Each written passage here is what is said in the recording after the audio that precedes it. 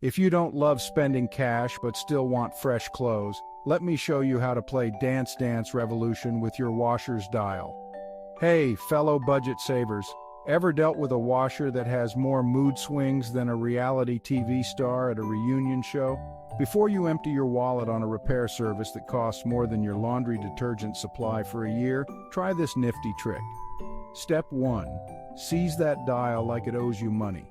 Now whirl it counterclockwise all the way. Feeling like a DJ yet? Great, you're on the right track. Next, here comes the video game part.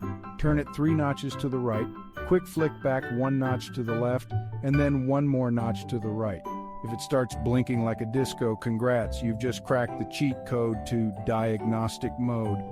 Now spin that dial 4 clicks to the right and smack that start button like it's the buzzer on a game show. This little tango with your appliance resets it back to its factory innocence. Hang tight for a few, and if all stars align, that lid will pop open and the beast will shut down, tamed and reset.